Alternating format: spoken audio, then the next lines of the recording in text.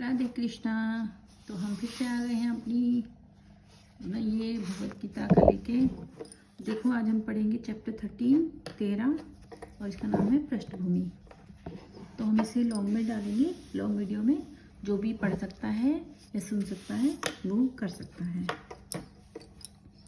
चलिए स्टार्ट करते हैं।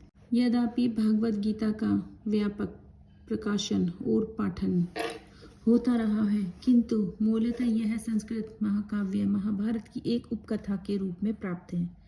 महाभारत में वर्तमान कलयुग की घटनाओं का विवरण मिलता है। इसी युग में प्रारंभ आज से लगभग 5000 वर्ष पूर्व भगवान श्री कृष्ण ने अपने मित्र तथा भक्त अर्जुन को भगवत गीता का उपदेश दिया था।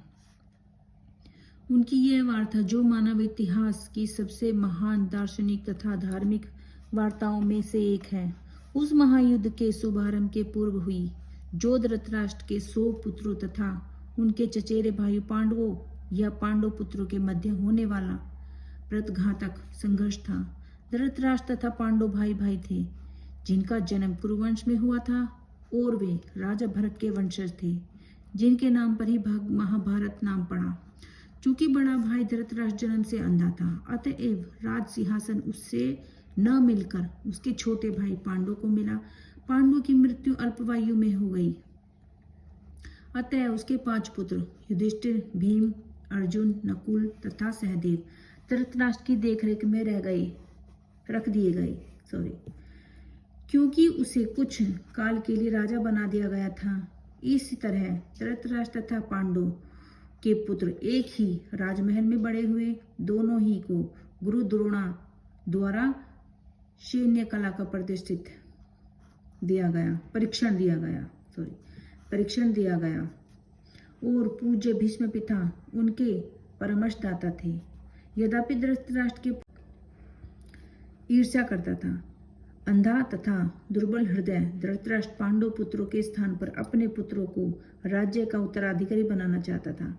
इस तरह धृतराष्ट्र की सहमति से दुर्योधन ने पांडव के युवा पुत्रों की हत्या करने का षड्यंत्र रचा। 5 पांडव अपने चाचा विदुर तथा अपने ममेरे भाई भगवान श्री कृष्ण के संरक्षण में रहने के कारण उनके प्राणघातक आक्रमणों के बाद भी अपने प्राणों की रक्षा कर पाए। भगवान श्री कृष्ण कोई सामान्य व्यक्ति नहीं, अपितु साक्षात परम ईश्वर हैं, जिन्होंने इस धराधाम में अवतार लिया था और अब वे समकालीन राजकुमार की भूमिका निभा रहे थे। वे पांडव की पत्नी कुंती या प्रथा पांडव की माता के भतीजे थे। इस तरह संबंधी के रूप में तथा धर्म के साक्षात पालक होने के कारण वे धर्मपरायण पांडव पुत्रों का पक्ष लेते रहे और उनकी रक्षा करते रहे। आज के लिए इतना ही। राधे कृष्णा, जय श्री कृष्णा। अगर आपको मेरी वीडियो जरूर से पसंद आई है तो प्लीज़ मुझे सब्सक्राइब और लाइक जरूर कीजिएगा। राधे कृष्णा।